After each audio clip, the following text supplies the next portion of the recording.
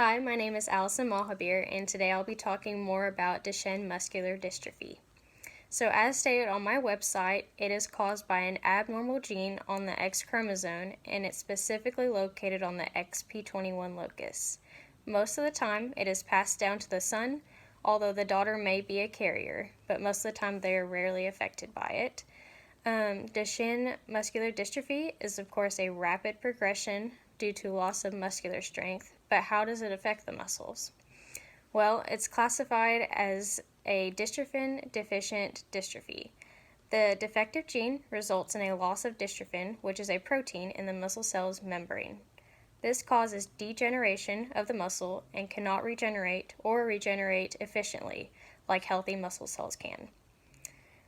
This can get even worse as the disease progresses because fat cells in the body will replace the muscle cells, which will cause an overall loss in muscle structure and function.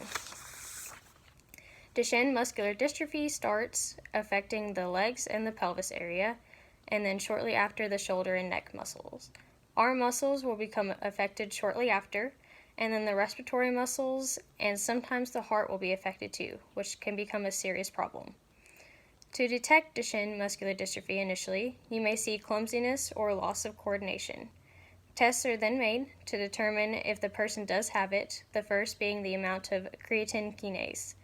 This enzyme is released when there is muscle damage, and usually the number is in the thousands if they do have this disease. Other tests that may follow are an EKG, muscle biopsy, and genetic testing. And there is currently no cure for Duchenne muscular dystrophy, but there are measures in place to promote the best possible life for people who do have this.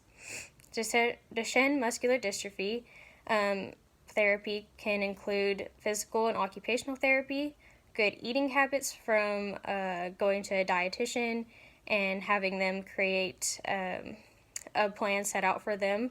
And then some medications can help, and then respiratory treatments can also help break up the mucus that they cannot expel from the body. So to relate all of this to my case study, I have a 13-year-old kid named Andy who I did my case study on, and he has Duchenne muscular dystrophy. He's a power wheelchair to get around because he cannot walk. His muscles are very weak there. He also needs assistance with grooming and dressing as his muscles are weak as well. He can speak, but it's very poorly articulated. And when eating, he has difficulty raising his arms and his hands to his mouth, and he has difficulty swallowing. So with all this, with breathing and stuff, he gets very tired easily. He can't go for long periods of time without taking a break. And he does love to play with his dog though, so our goal is to make sure that he has enough energy to play with his dog, he has enough strength to be a little bit more independent at home, like brushing his teeth and getting dressed and stuff like that.